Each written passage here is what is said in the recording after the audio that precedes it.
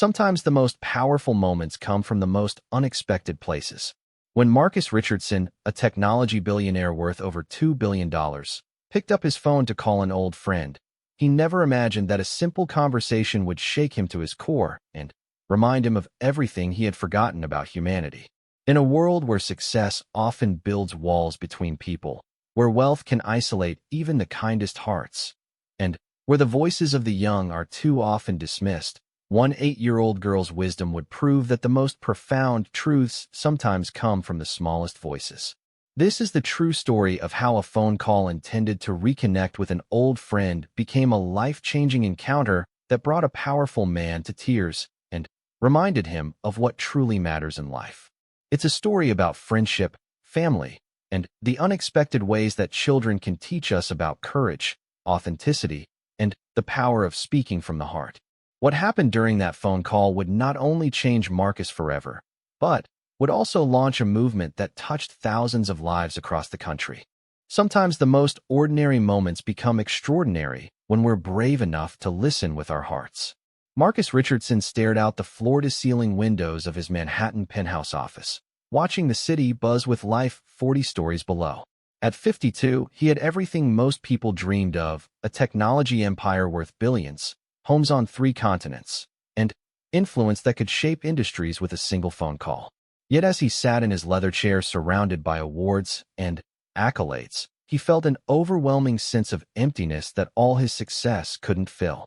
The morning had been like countless others: meetings with executives, conference calls with international partners, and decisions that would affect thousands of employees. His assistant had handed him a stack of invitations to galas, charity events, and exclusive gatherings where he would smile, shake hands, and write checks that meant nothing to his bank account, but everything to the organizations receiving them. Marcus rubbed his temples, feeling the familiar weight of isolation that had grown heavier over the years. Success had built walls around him, and somewhere along the way, he had lost touch with the people who mattered most. His parents had passed away within 2 years of each other, and his workaholic lifestyle had cost him his marriage. His ex-wife, Sarah, lived across the country now with their teenage son, David, who barely returned his calls. The irony wasn't lost on him. He had built a communications technology company that connected millions of people worldwide, yet he felt more disconnected than ever. His latest app, Connect Now, boasted over 500 million users who shared their lives, dreams, and daily moments with friends and strangers alike. But Marcus couldn't remember the last time he had shared anything real with anyone. His phone buzzed with another notification about stock prices, but instead of checking it, Marcus found himself thinking about simpler times. He remembered growing up in Detroit, where his mother worked double shifts as a nurse, and his father drove trucks to support their small family. Money had been tight, but their 2-bedroom apartment had been filled with laughter, home-cooked meals, and genuine conversations around the dinner table. There had been a friend from those days, someone who had believed in him before anyone else did. James Washington had been his best friend since elementary school, standing by him through awkward teenage years, college struggles, and the early days of his business when Marcus was coding in a garage and living on ramen noodles. James had been the one person who saw potential in Marcus when he was just a skinny kid from the wrong side of Detroit with big dreams and bigger determination.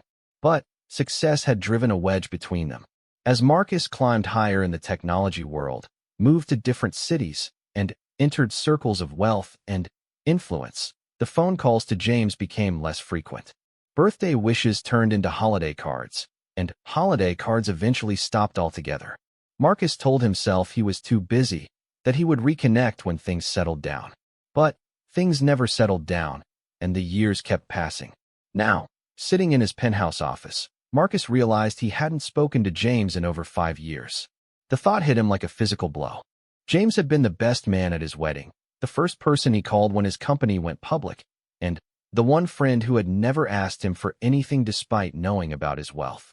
Marcus picked up his phone, scrolling through his contacts until he found James's number. His thumb hovered over the call button as doubt crept in.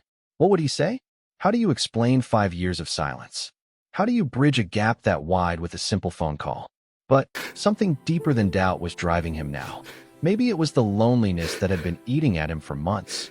Or maybe it was the realization that all his success meant nothing without people to share it with. Whatever it was, Marcus knew he had to try. He pressed the call button and listened as the phone rang. Once, twice, 3 times. Marcus almost hung up, convinced that James would see his name and choose not to answer. Why would he? Marcus had been the one to let their friendship fade into nothing. On the 4th ring, someone picked up. Hello. The voice was young, definitely not James. It was a girl, probably a child, speaking with the clear, unguarded tone that only kids possessed. Marcus paused, thinking he had dialed the wrong number. I'm sorry, I was looking for James Washington. I think I might have the wrong number. Oh no, you got the right number, the girl said cheerfully. Uncle James lives here with us. Uncle James says the best jobs are the ones where you get to help people be happy. Marcus found himself smiling for the first time in weeks. There was something refreshing about talking to someone who didn't know about his wealth or status, someone who was simply interested in the human side of what he did. I hope I help people, Zoe. Sometimes it's hard to remember why I started doing this work. Oh, that's easy, Zoe said with the confidence only children possess when explaining the world to adults. You started because you wanted to help people feel less lonely, right? That's what Uncle James says you used to talk about when you were young. He says you were always thinking about how to make people feel connected. Marcus felt a lump forming in his throat. James had remembered. After all these years, after all the silence between them, James had remembered the late-night conversations they'd had in college about changing the world, about using technology to bring people together instead of driving them apart. Your Uncle James is a very smart man, Marcus managed to say. And it sounds like you're pretty smart too. Thank you, Zoe said politely. Can I ask you something, Mr. Marcus? Of course, you can ask me anything. There was a pause, and when Zoe spoke again, her voice was more serious, carrying a weight that seemed too heavy for such young shoulders. Uncle James has been really sad lately.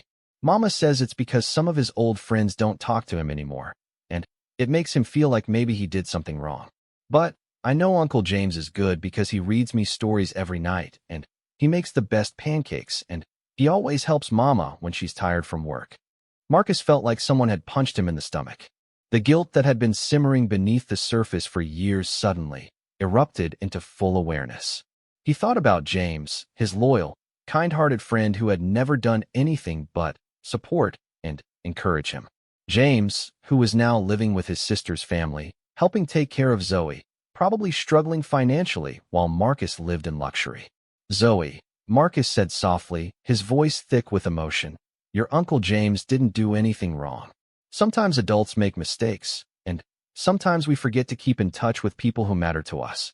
But that doesn't mean we don't care about them. So you still care about Uncle James? Zoe asked, hope clear in her voice. Very much, Marcus whispered, tears beginning to well up in his eyes. More than I think he knows. That makes me happy, Zoe said simply. Uncle James is always there for everyone else, but sometimes I think he needs someone to be there for him too. Grown-ups need friends just like kids do, don't they? The wisdom in her words was staggering. This 8-year-old girl had just articulated something that Marcus had forgotten in his climb to success. That friendship isn't a luxury or a convenience, but a fundamental human need. That success without connection is just sophisticated isolation. You're absolutely right, Zoe, Marcus said, wiping his eyes with the back of his hand. Everyone needs friends, and everyone needs people who care about them. I'm glad you called, Zoe said warmly. Uncle James is going to be so happy when I tell him you called.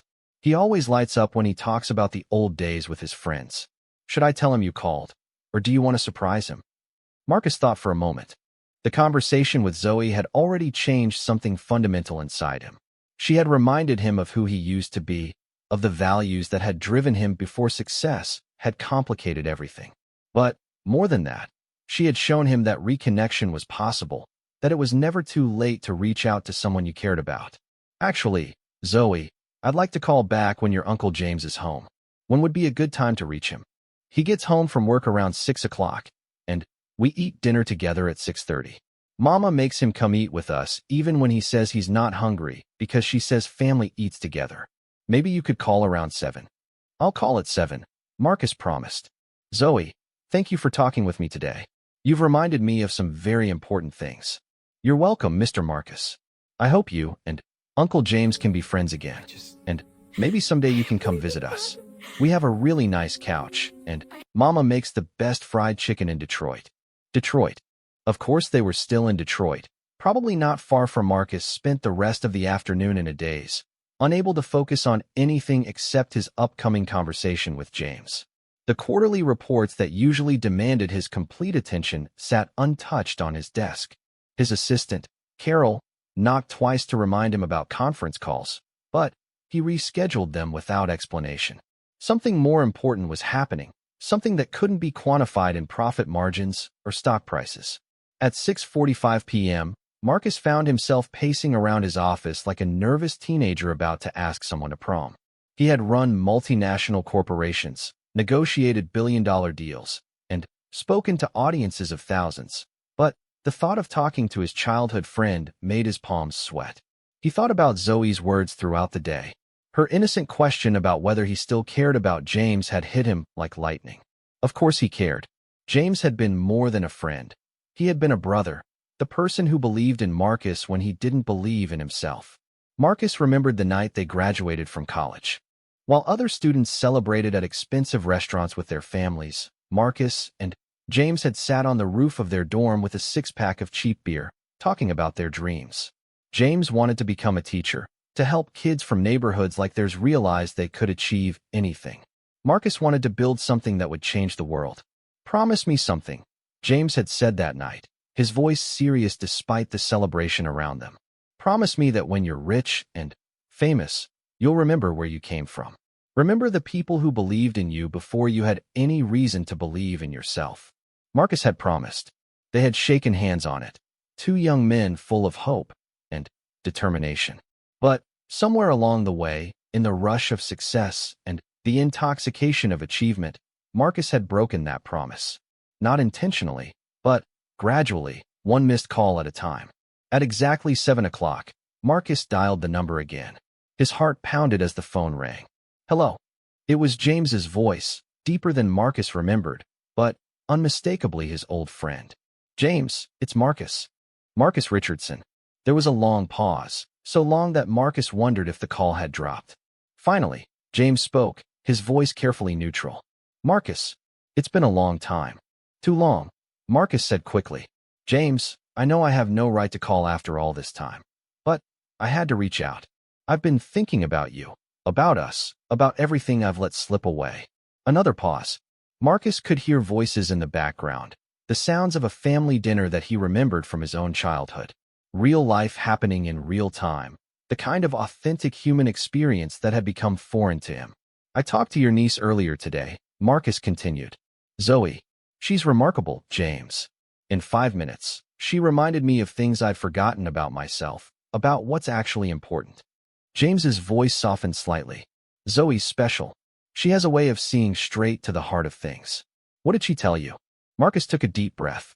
This was the moment where he could either be honest or retreat into the safe, superficial conversation that successful people use to avoid real intimacy. But Zoe's words echoed in his mind. "Grown-ups need friends too. She told me you've been sad because old friends don't talk to you anymore. She said it makes you feel like you did something wrong." Marcus's voice broke slightly. "James, if anyone did something wrong, it was me. I let success get in the way of friendship. I let years pass without calling, without checking in, without being the friend you deserved." There was another long pause, and when James spoke, Marcus could hear the emotion in his voice. "Marcus, man, I've missed you. I've missed our conversations, our dreams, the way we used to solve the world's problems over pizza and cheap beer. I kept waiting for you to call, kept making excuses for why you were too busy. But, after a while, I started wondering if I had imagined how close we were." "You didn't imagine anything," Marcus said firmly. "You are my best friend. You are my best friend, if you'll still have me. I know I don't deserve your forgiveness. But I'm hoping you'll give me a chance to be the friend I should have been all along." "Tell me something," James said, his voice growing stronger. "Are you calling because you need something? Because if you need a favor or want me to sign some kind of business deal, I'll hang up right now. I can't handle being disappointed by you again." The question stung, but Marcus understood why James had to ask it. How many successful people had probably reached out to James over the years, wanting to use his connection to Marcus for their own gain? How many times had people pretended to care about him when they really cared about what he might be able to give them? I don't need anything from you, James. I need to give something to you. I need to give you an explanation, an apology, and a promise that I'm going to do better. I'm calling because Zoe made me realize that I've been living in a beautiful, expensive, successful prison, and I can't do it anymore. James was quiet for a moment, and Marcus could hear Zoe's voice in the background saying something about Mr. Marcus calling. When James spoke again, there was a warmth in his voice that hadn't been there before. Zoe says you told her you still care about me. Is that true? More than you know, Marcus whispered. James, I think about our friendship all the time. I think about the conversations we used to have, the dreams we shared, the way we supported each other through everything. Losing touch with you is one of my biggest regrets. Then, why did you let it happen? The question wasn't accusatory. It was genuine, seeking understanding. Marcus thought carefully before answering. Because I was scared. As I got more successful, I started feeling guilty about my wealth when I knew you were struggling. I told myself you wouldn't want to hear from me, that my success would just make you feel bad. But, really, I think I was afraid that you'd see how much I'd changed, how far I'd drifted from the person I used to be. I was afraid you wouldn't like who I'd become. And, who have you become? James asked. It was a simple question that cut straight to the core of everything Marcus had been wrestling with. Who was he, really? Behind all the money and success and public recognition, what kind of person had he become? I've become someone I don't recognize, Marcus admitted. Someone who is everything but enjoys nothing. Someone who's connected to millions of people through technology but feels completely alone. Someone who forgot that success without friendship is just sophisticated failure.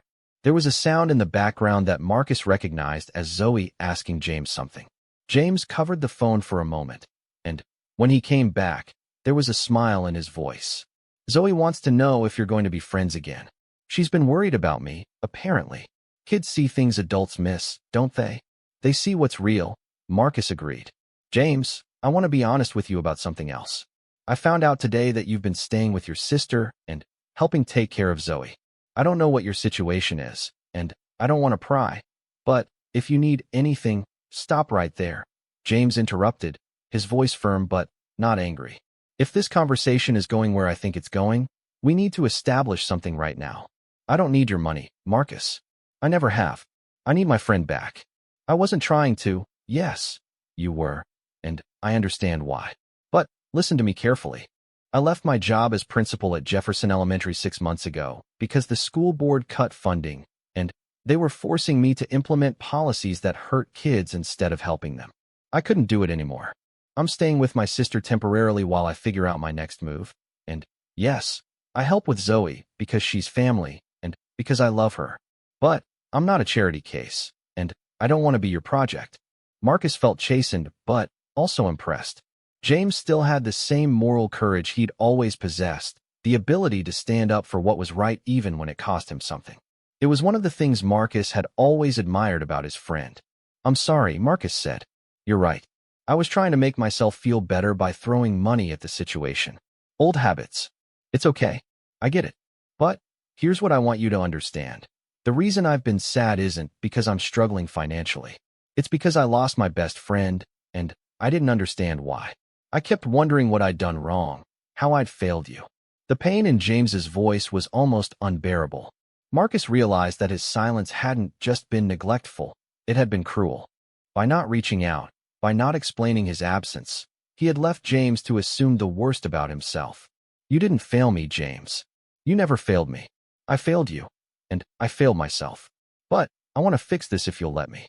Not with money, but with time and attention and the kind of friendship you deserve. What does that look like to you? James asked.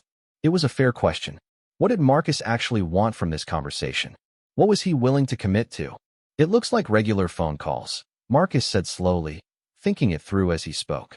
Not just when something big happens, but just to check in. It looks like me remembering your birthday and asking about your life and caring about the answer. It looks like being honest with you when I'm struggling instead of pretending everything's perfect. It looks like being the kind of friend who shows up, even when it's inconvenient. And what about the fact that our lives are so different now? James asked. You're a billionaire living in Manhattan, and I'm an unemployed teacher living in Detroit. How do we bridge that gap? It was a question Marcus had been dreading, but Zoe's wisdom came back to him. She hadn't cared about his wealth or status. She had simply been interested in whether he was a good person who cared about her uncle. Maybe the gap wasn't as wide as he thought. The same way we always have, Marcus said. By focusing on what matters. By talking about ideas and dreams and fears and hopes instead of just circumstances. By remembering that underneath everything else, we're still two kids from Detroit who believed we could change the world.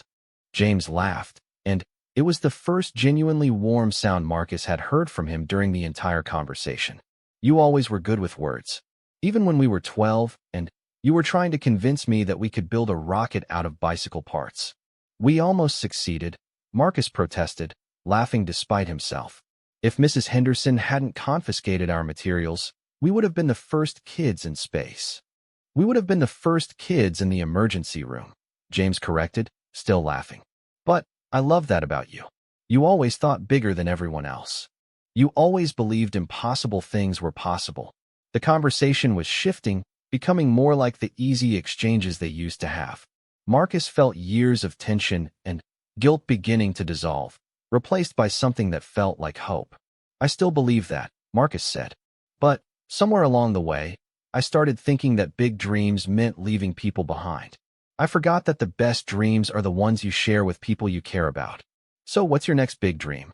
James asked. Marcus thought about the question seriously. What did he want to accomplish that would actually matter? What kind of legacy did he want to leave? I want to remember why I started my company in the first place, Marcus said finally. I want to use technology to bring people together instead of driving them apart. And I want to do it with my best friend by my side, if he's willing. There was another pause, shorter this time, filled with possibility rather than uncertainty. I'm willing, James said softly. But I have one condition. Anything. You have to come visit us. Zoe specifically requested that you come try my sister's fried chicken, and that little girl doesn't take no for an answer. Besides, if we're going to be friends again, you need to see where I am, meet my family, understand my life. Real friendship requires showing up in person. Marcus left New York City at dawn on Friday morning, driving his modest Honda Accord instead of one of his luxury cars. He had deliberately chosen the most ordinary vehicle in his collection, wanting to strip away the symbols of wealth that had become barriers between him and authentic human connection. The 10-hour drive to Detroit would give him time to think, to prepare, and to rediscover parts of himself that he had buried under years of success. As he drove through Pennsylvania, Marcus found himself remembering the last time he had made this journey. It had been 8 years ago, for his father's funeral. Even then, he had flown in on his private jet, attended the service in an expensive suit, and left within hours to return to an important business meeting. He had been physically present, but emotionally absent, going through the motions of grief while his mind remained focused on deals and deadlines. Now, watching the landscape change from urban sprawl to rural farmland, Marcus felt like he was traveling backward through time, shedding layers of the person he had become to rediscover who he used to be. Each mile brought back memories he hadn't allowed himself to feel in years. He remembered summer nights playing basketball at the community center with James, both of them dreaming about futures that seemed impossible from where they stood. He remembered James's mother, Mrs. Washington, who always insisted that Marcus stay for dinner even when he knew there wasn't enough food to go around.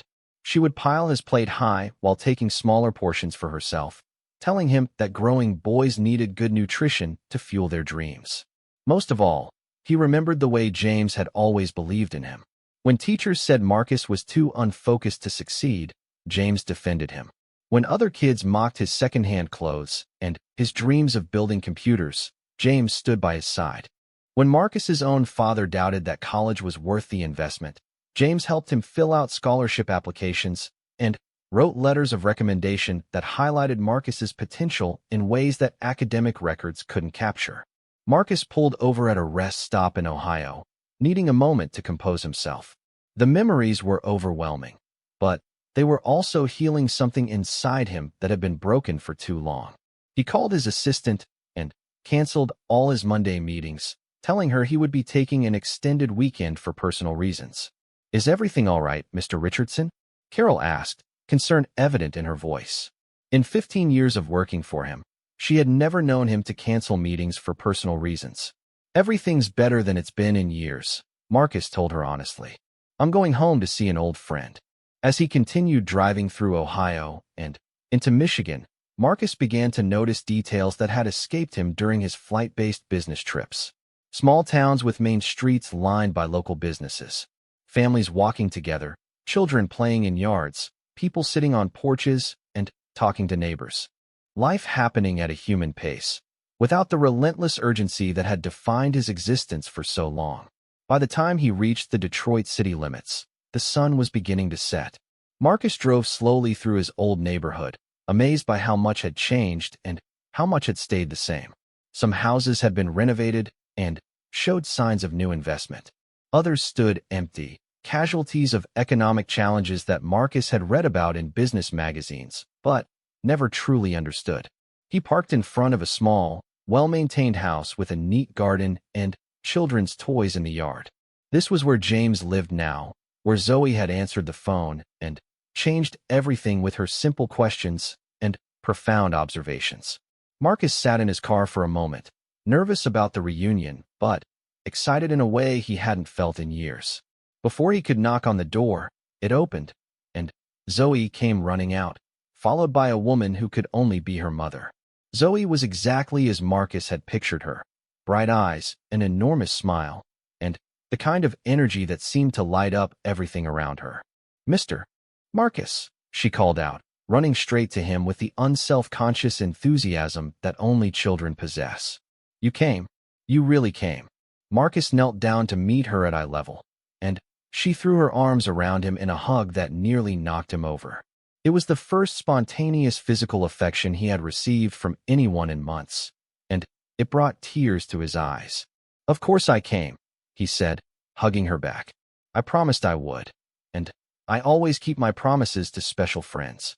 Zoe's mother approached more cautiously, extending her hand with a warm but cautious smile. She was in her 30s, with the same intelligent eyes as her daughter and the graceful confidence of someone who had worked hard for everything she had.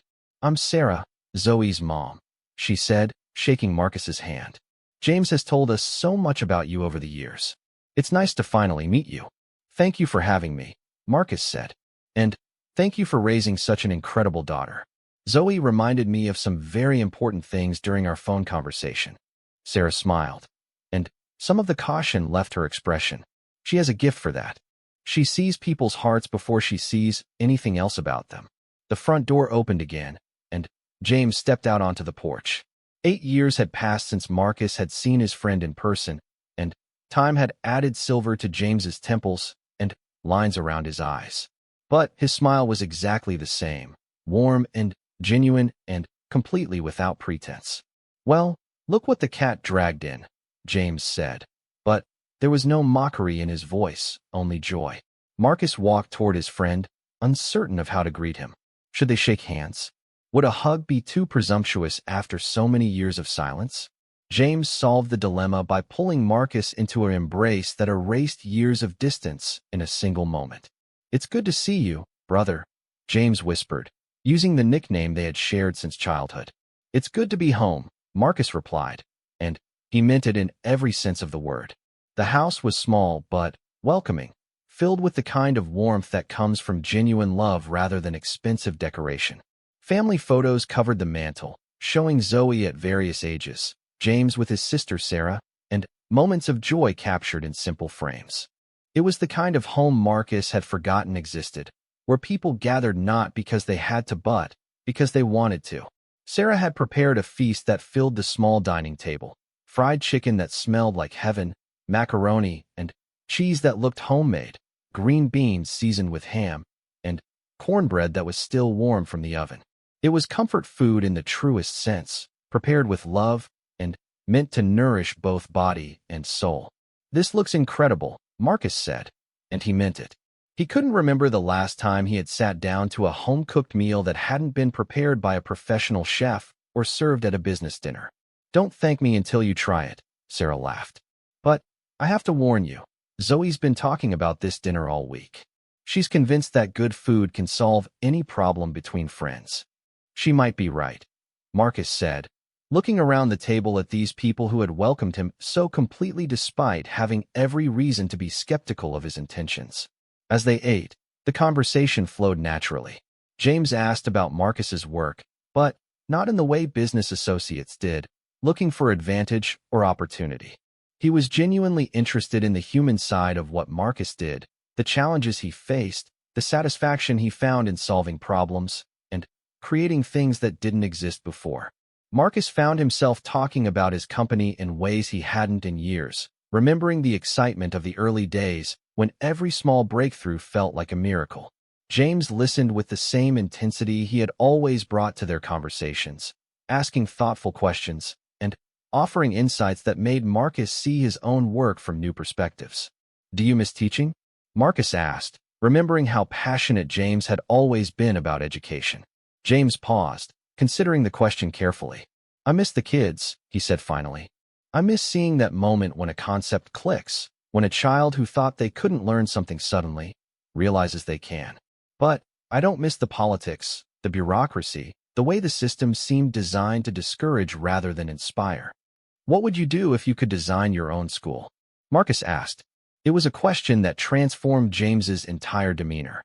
His eyes lit up, and he leaned forward with the same enthusiasm Marcus remembered from their late-night college conversations about changing the world.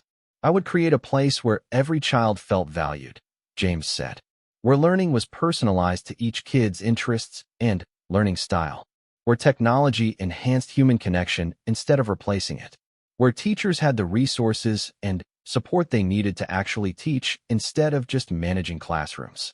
Zoe, who had been listening quietly while working on her own plate of food, suddenly spoke up. "Uncle James is always drawing pictures of his dream school. He has notebooks full of ideas." Sarah nodded, smiling at her brother with obvious pride. "He's been working on those plans for years. Every time he sees a problem in education, he figures out a solution and adds it to his design." Marcus felt a familiar stirring of excitement, the same feeling he used to get when he and James would brainstorm solutions to problems that seemed unsolvable. "James, what would it take to make that dream school a reality?" James laughed, but there was sadness in it. "About $10 million, a team of brilliant educators, and a community willing to try something completely different. Just minor details. What if I told you that $10 million wasn't an obstacle?" Marcus said quietly. The table went silent. James looked at Marcus with an expression that was part hope and part wariness. "Marcus," James said carefully, "we just got our friendship back. Don't complicate it by trying to fix my problems with your money." "I'm not trying to fix your problems," Marcus said. "I'm trying to find a way to work together on solutions that matter to both of us. James, I've spent the last 15 years building technology that connects people, but I've lost sight of why that connection matters. You've spent your career helping kids discover their potential, but you've been limited by systems that don't support that mission. What if we combined our skills?" Sarah was watching the exchange with interest, but also with the protective instincts of someone who had seen her brother disappointed before. "What exactly are you proposing?" she asked. Marcus turned to include her in the conversation, recognizing that any decision James made would affect his sister and niece as well. "I'm proposing a partnership. James brings his expertise in education, his passion for kids, and his vision for what learning could look like. I bring resources, technology, and business experience. Together, we create something that neither of us could build alone." "And what do you get out of it?" Sarah asked directly. It was a fair question, and Marcus appreciated her protectiveness of James. She wanted to make sure this wasn't charity disguised as partnership, that her brother wouldn't be accepting handouts under the pretense of collaboration. "I get the chance to remember why I wanted to change the world in the first place," Marcus said honestly. "I get to work with my best friend on something that actually matters. And I get to build a legacy that's about more than profit margins and stock prices." Zoe had been listening to the adult conversation with the intense focus that children bring to discussions they sense are important. Suddenly, she spoke up with the clarity that had characterized her phone conversation with Marcus. "Are you going to help kids like me?" she asked Marcus. "Kids who live in neighborhoods where the schools don't have enough books or computers or teachers who care." Marcus looked at this remarkable 8-year-old who kept cutting straight to the heart of what mattered. "Yes, Zoe, that's exactly what we want to do. We want to make sure every kid has the chance to learn and grow and discover how amazing they are." "Good," Zoe said with satisfaction, "because every kid deserves to have teachers like Uncle James who believe in them." James was quiet for a long moment, looking around the table at his family and his oldest friend. Marcus could see him weighing possibilities, considering risks, thinking through implications the way he always did before making important decisions. "If we did this," James said finally, "it would have to be done right." 6 months later, Marcus stood in what had once been an abandoned warehouse in Detroit's Corktown neighborhood, watching contractors put the finishing touches on what would soon be the James Washington Academy for Innovation. The transformation had been remarkable. What was once a symbol of urban decay had become a bright, modern learning space that combined cutting-edge technology with warm, welcoming design. The school represented everything that he and James had dreamed about during their late-night planning sessions. Natural light flooded through large windows that had been restored to their original beauty. Interactive whiteboards and tablets were seamlessly integrated into flexible learning spaces that could be reconfigured for different activities. A makerspace equipped with 3D printers, robotics kits, and traditional art supplies occupied one entire wing, while a library designed like a comfortable living room invited students to curl up with books or collaborate on projects. But more than the physical space, it was the philosophy behind the school that excited Marcus most. They had spent months developing a curriculum that recognized each child as an individual, with unique learning styles, interests, and potential. Technology was used to enhance human connection rather than replace it, with AI-powered learning platforms that adapted to each student's needs while teachers focused on mentoring, inspiring, and building relationships. "She's beautiful, isn't she?" James said, joining Marcus in the main learning comments. Even after all these months of planning and construction, James still seemed amazed that their dream was becoming reality. "She's perfect," Marcus agreed. "But the real test will be when we fill her with kids next month." They had received over 500 applications for the 120 spots in their inaugural year, serving students from kindergarten through 8th grade. The selection process had been heartbreaking, knowing that they could only accept a fraction of the children who needed what the school offered. They had prioritized students from low-income families, kids who were struggling in traditional schools, and those who showed potential that wasn't being recognized by conventional educational approaches. Zoe, now 9 years old and wiser than ever, had been their first official enrollment. She had also become an unofficial consultant during the planning process, offering insights that only someone her age could provide about what would make school exciting and engaging. "Mr. Marcus," she had said during one planning meeting, "make sure there are places where kids can be quiet when they need to think. Sometimes grown-ups forget that kids need quiet spaces too." Her suggestion had led to the creation of reflection pods throughout the school, small, comfortable spaces where students could retreat when they felt overwhelmed or needed time to process their learning. It was one of many improvements that came from actually listening to the children they intended to serve. The teaching staff they had assembled was extraordinary. James had recruited educators from across the country who shared their vision of personalized, human-centered learning. Many had left traditional schools because they were frustrated with standardized testing and one-size-fits-all approaches that failed so many children. Dr. Maria Santos, their lead science teacher, had left a prestigious private school because she wanted to work with students who rarely had access to advanced laboratory equipment. She was especially excited about the school's partnership with local universities, which would allow middle school students to conduct real research projects alongside college professors. Kevin Thompson, their technology integration specialist, was a former software engineer who had discovered his passion for education while volunteering at coding camps for underprivileged youth. He would help students learn not just how to use technology, but how to create it, solving real problems in their communities through programming and digital design. The most important hire had been Patricia Williams as the school's director of social-emotional learning. She brought 15 years of experience working with trauma-informed education, understanding that many of their students would come from challenging circumstances that affected their ability to learn. Under her guidance, every staff member had been trained to recognize signs of stress, anxiety, and trauma, and to respond with compassion and appropriate support. "Are you nervous?" James asked as they walked through the completed cafeteria, where local artists had created murals celebrating the diversity and potential of Detroit's children.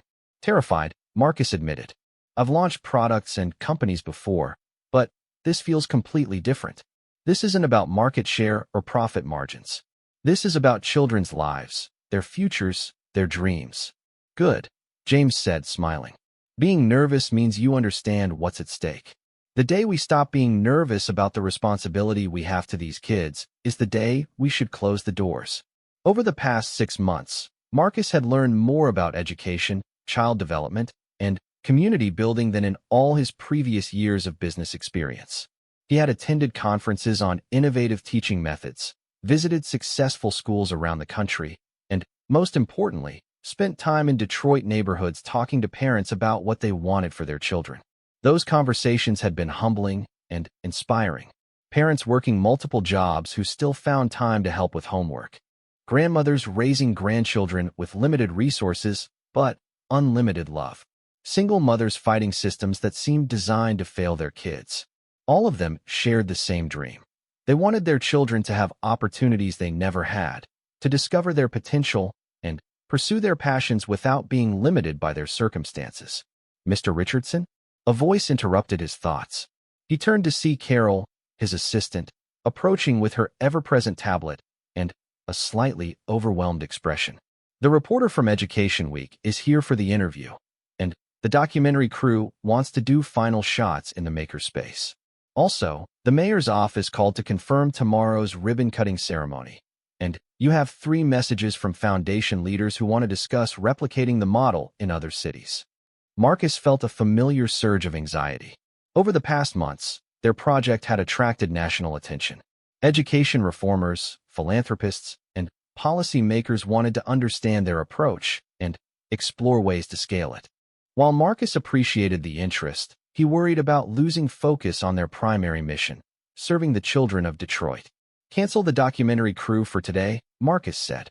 "We'll do the interview with Education Week, but make it clear that our focus is on our students, not on publicity. And set up a meeting with the foundation leaders for next month, after we've had time to see how our first quarter goes." Carol nodded and hurried away to handle the scheduling changes. James watched the exchange with amusement. "Getting tired of being famous again?" he asked. "Getting tired of people wanting to turn our school into a brand," Marcus replied. "Half these foundations want us to open 50 schools in the next 2 years. They don't understand that what we're building here can't be mass-produced like software.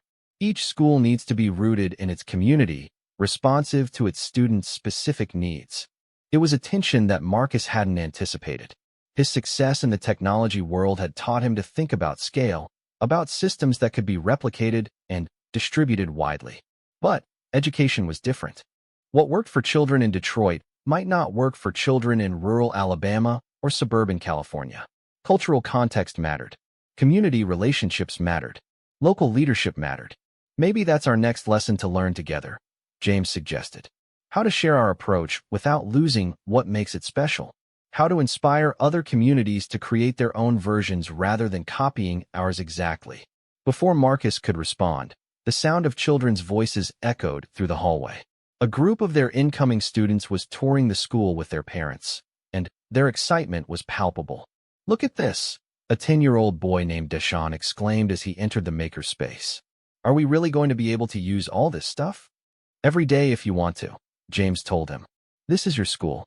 These tools are here for you to explore, create, and solve problems that matter to you." Deshaun's mother, Michelle, stood behind her son with tears in her eyes. She had worked 2 jobs for the past 5 years, saving every penny to try to afford private school tuition for her gifted son who was bored and acting out in his overcrowded public school classroom. "I never thought something like this would be possible for us," she whispered to Marcus. I was prepared to go into debt to give Deshawn a better education. I can't believe this is really happening. It's happening because families like yours deserve it, Marcus told her. Every child deserves to have their potential recognized and nurtured. As the tour continued, Marcus watched James interact with the children and parents. His friend had found his element, explaining educational philosophy in terms that kids could understand while reassuring parents that their children would be challenged, supported, and loved. When they reached the library, Zoe was waiting with a stack of books she had been organizing as part of her volunteer work. She had insisted on helping prepare the school for opening day, and her suggestions had improved everything from the cafeteria menu to the design of the playground equipment. "Hi, Mr. Marcus," she called out, waving enthusiastically. "Want to see something cool?" She led him to a corner of the library where she had created a display titled Books That Changed My Life. It included picture books from her childhood, middle-grade novels that had inspired her love of reading, and biographies of people who had overcome challenges to achieve their dreams. "I thought other kids might want to know about books that made me think differently," she explained. "Reading is like meeting new friends who teach you things you never knew before."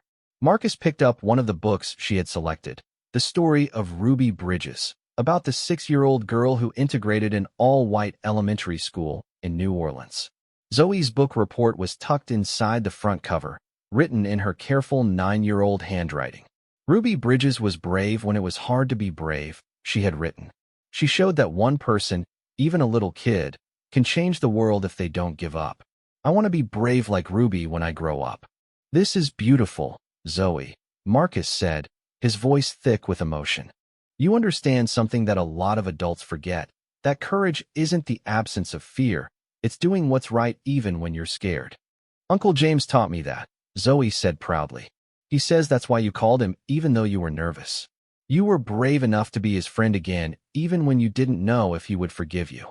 2 years after that first phone call, Marcus sat in the back of the James Washington Academy's multipurpose room, watching Zoe deliver the graduation speech for the school's first 8th grade class. At 11 years old, she had grown into a remarkable young woman whose wisdom and compassion continued to inspire everyone around her. "When I first met Mr. Marcus on the phone," Zoe began, her voice clear and confident, "I asked him if he still cared about Uncle James. I didn't know that question would change so many lives, including my own." The room was packed with families, teachers, community leaders, and visitors from across the country who had come to see what many were calling the most innovative educational approach in America. But Marcus's attention was focused entirely on Zoe, the little girl whose simple questions had transformed his understanding of what mattered in life. "Our school is special not because we have cool technology or beautiful buildings," Zoe continued, "but because every adult here believes that every kid has something amazing inside them waiting to be discovered. They don't just teach us math and science and reading. They teach us to believe in ourselves and to care about each other." The James Washington Academy had exceeded every expectation. Test scores were important, and their students consistently outperformed state averages. But the real measure of success was deeper than standardized assessments could capture. Children who had struggled in traditional schools were now confident learners. Students from different backgrounds had formed genuine friendships across racial and economic lines. Kids who had never seen themselves as smart were building robots, writing novels, and conducting scientific research that impressed university professors. Deshawn, the boy who had been amazed by the makerspace during his first visit, was heading to a specialized STEM high school with a full scholarship he had earned by designing an app that helped elderly residents in his neighborhood connect with local resources. His mother, Michelle, had become one of the school's most effective parent advocates, working with other families to ensure the academy's approach spread throughout the district. Dr. Santos had published research papers with several 8th grade students who had discovered new properties of plant-based materials while working on sustainable packaging solutions. Kevin Thompson's coding clubs had expanded into after-school programs that served hundreds of children throughout Detroit, teaching them not just technical skills, but creative problem-solving and entrepreneurial thinking. Most importantly, Patricia Williams's focus on social-emotional learning had created a school culture where children felt safe to take risks, make mistakes, and support each other through challenges. Bullying was virtually non-existent because students had learned to see differences as strengths rather than targets for mockery. But the best thing about our school, Zoe said, gesturing toward James, who was trying not to cry as he listened to his niece, is that we have teachers who love us not because we're perfect, but because they see who we can become. Uncle James always says that every kid is already amazing. We just need the right environment to let our amazingness show. The success had brought opportunities and challenges that Marcus had never anticipated. The U.S. Department of Education had featured their model in a national report on educational innovation. The Gates Foundation had offered funding to replicate their approach in 20 cities. Documentary filmmakers, book authors, and conference organizers wanted to tell their story. But Marcus had learned to be selective about publicity, focusing only on opportunities that could genuinely help other communities create their own versions of student-centered education. Too much attention, they had discovered, could distract from the daily work of teaching and learning that remained their primary mission. The replication efforts had been more complex than anyone expected. Communities in Chicago, Baltimore, Phoenix, and rural Mississippi had visited Detroit to study their model, but each had to adapt the approach to their own cultural context and student needs. What worked in urban Detroit might not work in rural Alabama. What resonated with families in the Southwest might not connect with communities in New England. Marcus had funded a network of innovative schools rather than a chain of identical institutions. Each school shared core principles: personalized learning, community engagement, social-emotional development, and teacher autonomy, but expressed those principles in ways that reflected their local communities. The most important lesson I learned here, Zoe continued, is that caring about other people isn't just something nice to do. It's how we make the world better. When Mr. Marcus cared enough to call Uncle James, it didn't just fix their friendship. It created something that helps hundreds of kids every year. As Zoe concluded her speech to enthusiastic applause, Marcus reflected on how much his own life had transformed. He still ran his technology company, but with a renewed focus on products that strengthened human connections rather than replacing them. His latest app, designed in partnership with James and other educators, helped teachers personalize learning for students while maintaining the human relationships that were essential to growth and development. More importantly, Marcus had learned to measure success differently. Instead of tracking only profit margins and market share, he paid attention to impact. How many children were discovering their potential? How many families were finding hope? How many teachers were remembering why they entered education in the first place? His personal life had transformed as well. The lonely billionaire who had felt isolated despite his wealth now had a rich network of genuine relationships. He spoke with James every few days, not about business, but about life, ideas, challenges, and dreams. He had regular dinners with Sarah and Zoe, who had become like family to him. He knew the names and stories of every student at the academy, and they knew him not as a famous philanthropist, but as Mr. Marcus, who cared about their homework and celebrated their achievements. The graduation ceremony concluded with each 8th grader sharing one lesson they would take with them to high school. The responses revealed the depth of learning that had occurred within the academy's walls, but also the character development that Marcus considered their greatest achievement. "I learned that being smart isn't about getting everything right," said Maria, a formerly shy student who now confidently participated in math competitions. "It's about being curious and not giving up when things get hard. I learned that my culture makes me stronger, not different in a bad way," shared Ahmed, whose family had immigrated from Somalia and who had struggled with identity issues at his previous school. "Now I teach other kids about my background, and they think it's cool.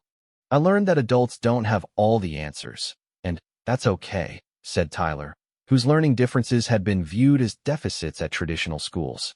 "The best learning happens when we figure things out together." After the formal ceremony, families gathered for a celebration dinner in the cafeteria that had been transformed with decorations created by the art students. Marcus found himself surrounded by parents who wanted to thank him for creating opportunities their children never would have had otherwise. "You gave my daughter her confidence back," one mother told him, tears streaming down her face. "She was convinced she was stupid because she couldn't sit still in regular classrooms. Here, She discovered she's a kinesthetic learner who understands math better when she can move around. Now she's planning to become an engineer. My son found his voice here, said a father whose child had been selectively mute at his previous school due to anxiety. The teachers didn't try to force him to talk. They gave him different ways to express himself until he felt safe enough to use his words. Now I can't get him to stop talking about everything he's learning. Stories like these reinforced Marcus's understanding that education was about far more than academic achievement. It was about helping children discover who they were meant to become, giving them tools to navigate challenges, and surrounding them with adults who believed in their potential even when they couldn't see it themselves. As the evening wound down, Marcus found himself on the school's rooftop garden with James, Zoe, and Sarah, looking out over the Detroit skyline. The garden had been Zoe's idea, a place where students could learn about nutrition, sustainability, and the science of growing things while creating beauty in their environment. Do you ever think about how different things would be if I hadn't answered the phone that day? Zoe asked, her question carrying the same directness that had characterized their first conversation. Every day, Marcus said honestly, that phone call saved my life, Zoe. Not in a dramatic way, but in the most important way possible. It reminded me who I was supposed to be. But you saved Uncle James's life too, Zoe pointed out. He was so sad before, even though he tried to hide it. Now he gets to do what he loves every day, and he knows his best friend cares about him. James put his arm around his niece, marveling as always at her ability to see straight to the heart of complex situations. You know what the real magic was, Zoe? It wasn't just that Marcus called, or even that I forgave him. It was that you believed we could be friends again. Kids see possibilities that adults sometimes miss because you haven't learned to be cynical yet. I'm not going to learn to be cynical either, Zoe declared with determination. I'm going to keep believing that people can change and that caring about each other makes everything better. Sarah laughed, pulling her daughter closer. I think you're going to change the world, sweetheart. We're all going to change the world, Zoe corrected. Mr. Marcus taught me that the best dreams are the ones you share with people you care about. As they sat together in comfortable silence, watching the stars appear over Detroit, Marcus reflected on the journey that had brought them to this moment. 2 years ago, he had been a successful but lonely billionaire who had everything except what mattered most. Now he was part of a family, a community, a mission that extended far beyond his own needs or desires. The James Washington Academy would continue growing, serving more children and inspiring other communities to create their own approaches to student-centered education. But the most important transformation had already occurred. Marcus had remembered that true success wasn't measured by what you accumulated for yourself, but by what you contributed to others.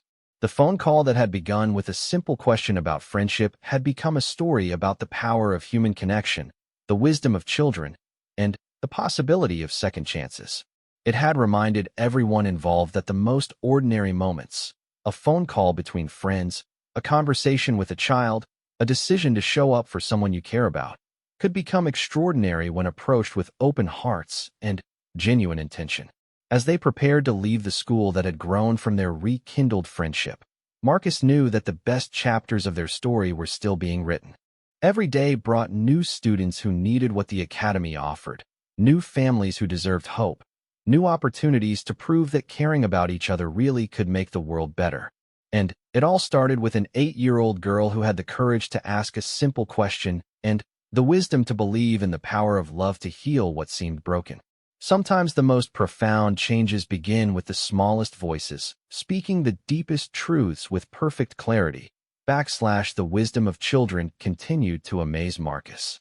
Zoe had just articulated something profound about courage, friendship, and the risks we take when we choose to be vulnerable with people we care about.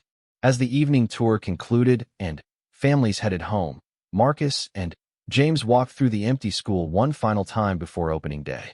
The halls that had been filled with construction noise for months now echoed with possibility, waiting to be filled with the sounds of learning, discovery, and growth. Any regrets? James asked as they reached the main entrance. Marcus thought about the question seriously. 6 months ago, he had been living in isolation, successful but disconnected from any meaningful purpose.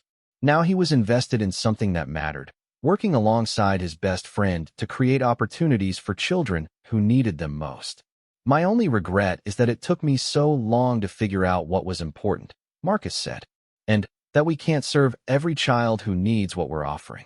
One school at a time, James reminded him. One child at a time. We'll do our best for these 120 kids, and then we'll figure out how to help more. As they turned off the lights and locked the doors, Marcus felt a sense of anticipation he hadn't experienced in years. Tomorrow would bring new challenges, unexpected problems to solve, and the enormous responsibility of living up to the trust that parents were placing in them. But tonight, looking at the school that had grown from a conversation between old friends, Marcus felt something even more valuable than anticipation. He felt purpose. For the first time in his adult life, he was exactly where he belonged, doing exactly what he was meant to do, with the person who understood him best. The journey that had begun with Zoe's simple question about whether he still cared about Uncle James had led him home in ways he never could have imagined. And the best part was just beginning. Cutting corners, no compromising on what kids need just to save money. And the first school has to be right here in Detroit, in a neighborhood where kids really need it. Absolutely, Marcus agreed.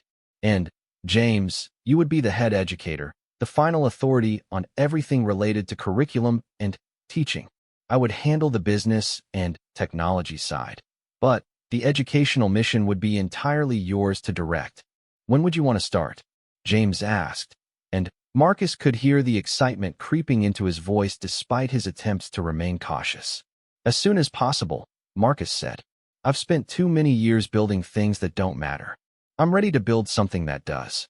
As the evening progressed, they talked about possibilities, sketched out preliminary plans on napkins, and shared the kind of excited energy that comes with the birth of a meaningful project. Zoe eventually fell asleep on the couch, curled up between the two men who were rediscovering their friendship through a shared vision of helping children. When Marcus finally left that night, promising to return the next morning to continue their planning, he felt more energized and purposeful than he had in years. The drive back to his hotel took him through the streets where he and James had grown up, and instead of seeing urban decay, he saw potential. He saw communities where their school could make a difference, families who deserved better opportunities, kids like Zoe who had wisdom and potential that just needed the right environment to flourish. For the first time in his adult life, Marcus felt like he was exactly where he was supposed to be, doing exactly what he was supposed to do, with exactly the right person by his side. Marcus felt tears streaming down his face again, but this time they were tears of joy rather than regret. I'll be there this weekend if you'll have me. I'll book a flight tonight. Don't you dare book a flight, James said firmly. Drive. Take the scenic route. Give yourself time to think about what it means to come home. And Marcus? Yeah. Thank you for calling.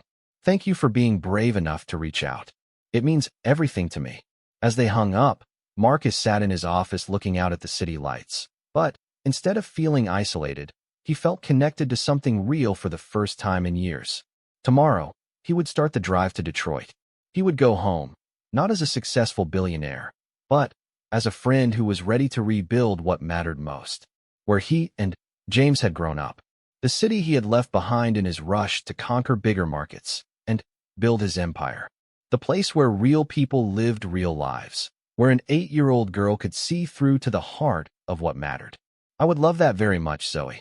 Take care of yourself, and take care of your Uncle James. I will. Goodbye, Mr. Marcus. As the line went dead, Marcus sat back in his chair and let the tears flow freely. He looked around his expensive office, at the awards on the walls, and the view of the city below, and realized that none of it meant anything without people to share it with. Success had given him everything except what he needed most, genuine human connection. But Zoe had given him something precious in their brief conversation. She had given him hope that it wasn't too late to rebuild what he had lost, to become the kind of person who deserved friends like James. And, most importantly, she had reminded him why he had started his company in the first place, to help people feel less alone in the world. For the first time in years, Marcus felt like he remembered who he was supposed to be.